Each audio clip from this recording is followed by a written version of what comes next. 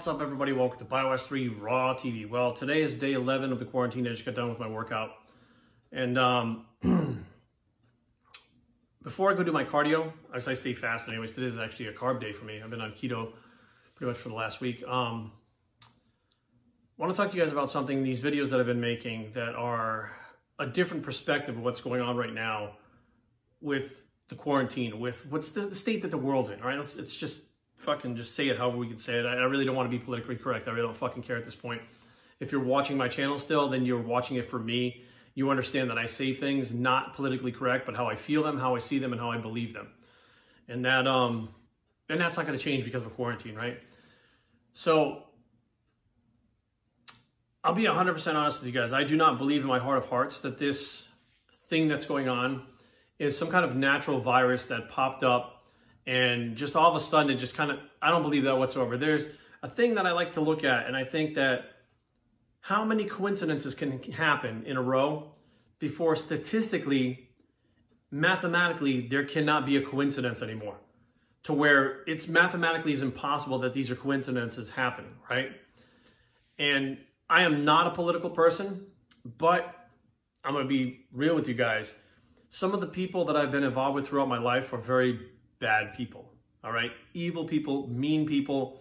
These are people that they didn't give a fuck about anybody as long as they got their money. I'm talking about drug dealers, drug smugglers, whatever you want to call it, right? I mean, I wouldn't say smugglers because these are just guys that were dealing shit back in the day when I was taking stuff. And of course, you know, you get involved in black markets with other stuff. I've always been kind of on the fringe of society when I was younger in my life. And how these things work and how they play out to get what they want, what these bad people want, right? If they want a specific area to be selling drugs in, they're going to put things in motion 6 months ahead of time so that 6 months from now, they can have control over that area. All right. There's going to be weird things like, you know, it doesn't matter. But the point I'm trying to get at is when a specific group of people want a result and they start doing things, when you step back and look at it, you go, what the fuck? Like, none of it makes any sense, right? It could be all coincidences, but mathematically that changes when so many coincidences happen that it can no longer be a coincidence. And now we had this, you know, again, I'm not political, but let's be 100% real. As soon as this impeachment thing failed with the president, the coronavirus popped up like that. I mean, it was immediate. And I'm sitting there going, well, okay, that could be a coincidence, right? Now, I also don't believe for a fact that politicians right now in DC are fighting for us. I don't believe that whatsoever.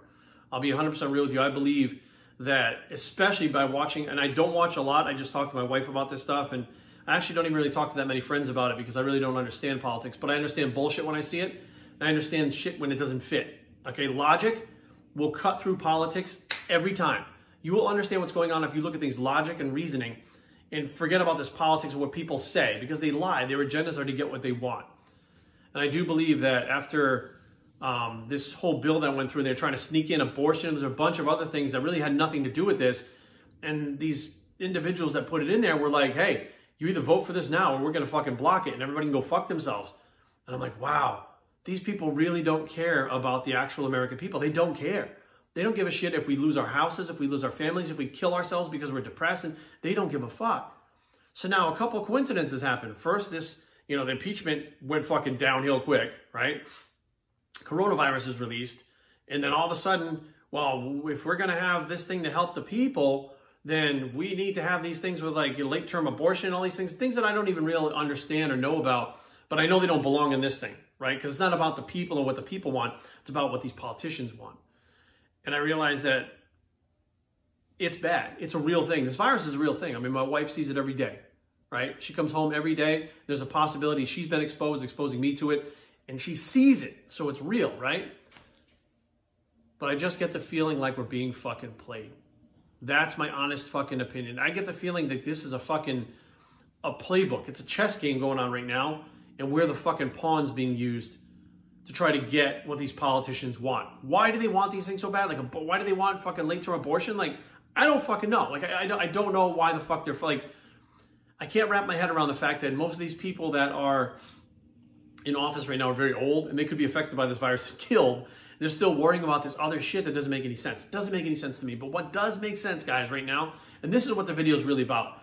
I'm trying to give you some context because of all the shit that's going on, it's going to end at some point, okay? It's going to stop. All the hubbub, all the political fighting, all the separation of us being in our homes and stuff like that, the lockouts, all that stuff, coronavirus, it is all going to end at some point, okay?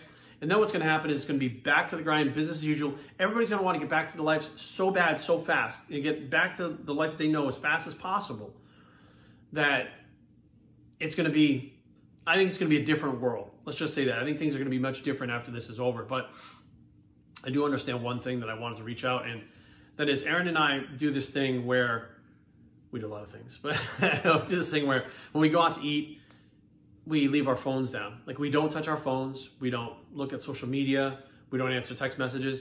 Like, whatever's going on when Aaron and I are together, we just fucking leave it. Like, it doesn't matter because we're together now. We want this time together, right? And we've done that our whole relationship. Like, since we've pretty much known each other, since we started dating, we've done that. We've always made time for each other so we can connect and communicate and still be on the same page, right? And this is no different, except many of you out there didn't do that. Many of you out there watching this right now, I've seen it. Aaron and I will sit there at dinner and watch families with the kid, little kid with an iPad. He's fucking around because they want him to be quiet. The teenagers got their fucking phone. They get their headphones. They're talking to their friend on fucking FaceTime. The mother and father, they're fucking scrolling on their phones, not even looking at each other. I see couples, like young couples, old couples, they're sitting at the table with their phones. And I'm like, are they fucking texting each other at the table? Like, what the fuck are they doing? Why are you even out trying to have dinner with their loved one? You're talking to someone else, or you're fucking looking, you're not even paying attention, right? And I see it. Well, now all you have is coronavirus. When you look at your phone, you go on TV, it's corona everything. It's fucking, there's nonstop, and you're fucking sick of it. We're all fucking sick of it. Like, we don't want to hear any more about it. We want to hear we've turned the corner and things are getting better. That's what we want to hear. But what's really happening is now you're walking away from the phones, you're walking away from the internet for a little bit because you're sick of it and you're forced to be with your family and stuff, right? That's a good thing. That is a good fucking thing that's happening. Like, that is a positive fucking thing. The family, which you didn't have time for before because you were working so much to provide for them so that they have the things that they need. That family that you care so much about, that you give your life for, now you have time sitting home with them. That's a beautiful thing. That's an amazing thing. So it's my view that while this is happening, all of us should not only just take advantage of that, but take the phones, throw them away for a little bit. Shut the TV off, take the phones away, sit down with your family, have dinner, and try to get to know them again. Because here's what happens. When we're out there on the grind, we're moving around, we're doing things, their lives move on too. And we're not, even though we're there, we're present, we're not part of it.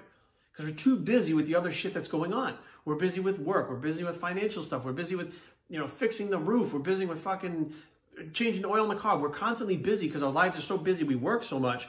Then when we have an off day, we need to take the car in for an oil change. We need to go grocery shopping. We need to have the doctor's appointment. It's like go, go, go, go, go when you're not working. So when the fuck do you have time for this family that you're killing yourself for? You don't a lot of times. Now we do. And people are losing their fucking minds. Like, I can't believe I'm logging out. You're with your fucking family. Like, what the fuck? Like, why can't you pull your head out of your ass, right?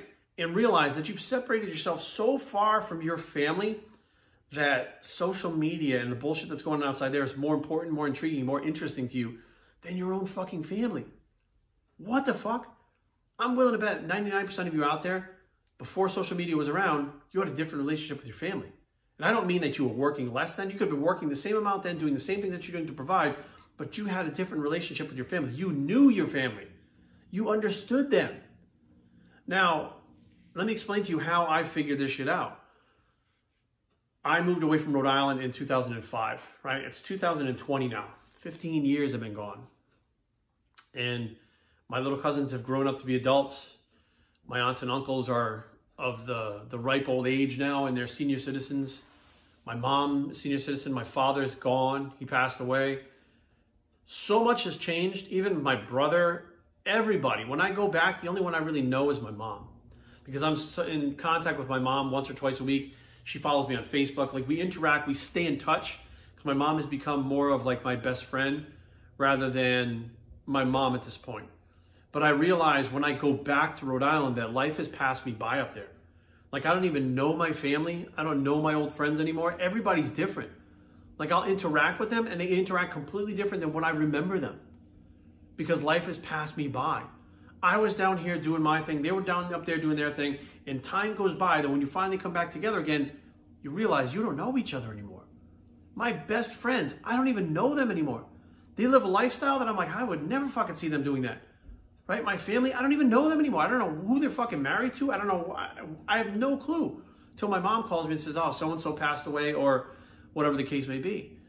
And I really realized, like, if we don't make a conscious effort to stay in touch with those people and be part of their lives and understand what's going on with them all the time, we get distance from them. We no longer know them. They're no longer in our lives. They cease to be the importance that they once were. And I'm not saying that's a good or bad thing. I'm saying that's life, how that shit happens when you move away, right? But my cousin Trisha and my mom have been in contact, and actually my friend Fatima, I should say Fatima too, because there's 3 people from back home that no matter what, if they don't hear from me for 2-3 weeks, I'll get a text from them. Hey, what's going on? Just checking on you, make sure everything's okay. Like, there are people that no matter how long I've been gone, they consistently check on me because they still think about me and they still follow me on social media.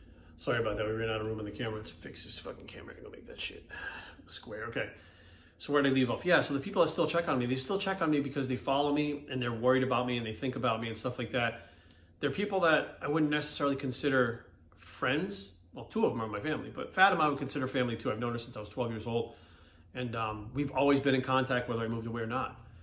And it really makes me see that if we take the time to interact with the people that we love, to stay in contact, to keep remaining knowing them, right?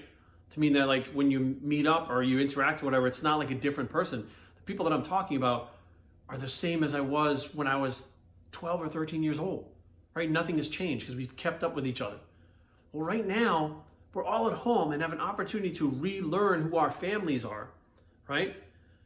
We kind of assert ourselves back into their lives, catch up on so much stuff that we've missed throughout however long, you know, you've been busting your ass out there. And I can tell you from experience with this, let me just put this out there. No matter how much you work, how much money you make, what you give your kids, none of it means anything in the end. When they're a kid, teenager, maybe, oh, my dad bought me the car, he bought me the shirt I want. They might be all about you then. When they hit a certain age, they're going to realize that those things mean fucking nothing. They're going to realize that you went out there and you busted your ass. You did what you could for them to make sure they were okay. However, they didn't really know you. They no longer knew their father or their mother, whoever's out there doing the work, because you didn't have time. You specifically didn't have time because you ran yourself ragged trying to take care of them. Well, here we are, call it God, call it fucking energy, call it epiphany, call it whatever. You've been given an opportunity, a chance to restart your relationship with your family and get to know them again. Like, I don't think you understand how important that is, or many people don't understand how important that is, or what a big deal that is to have that opportunity right now. Without right now this lockout, you're still running around going crazy out there. You're still not knowing who your family is. You have no idea what the fuck is going on. You get the Cliffs Notes when you come home. No more Cliffs Notes. You get to read the book now. You get to be involved. Right, buddy? Brady here's me making a video. He's got to come in and check out what's going on. But you guys, hopefully you guys understand what I'm trying to get at. Right now is not have to be a negative thing. It can be an absolutely a positive thing. It can get you in touch with your family again. And that's a beautiful thing, guys. So take this opportunity, all right? This is not a forced situation if you don't look at it that way. If you look at it as an opportunity, take that opportunity, because when this shit ends, I promise you're going to be fucking back off and running, doing your fucking life again, trying to keep up with whatever your family needs.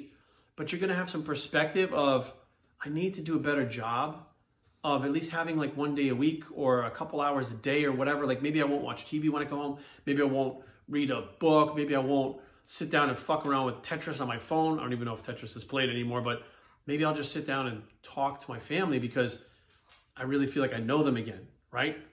That's super important. That's super fucking powerful. And it's just a beautiful thing. I know I keep saying that over and over again, but it really is beautiful. We're forced to be people again and not these mindless drone zombie robot things that work, consume, die. Right now, that's eliminated. Right now, you can actually live. So take advantage of that, guys. BoxingTraining@gmail.com. Leave comments down below, but don't fight. BoxingTraining.com is a blog. It's the Live Now Bicep, and we are out.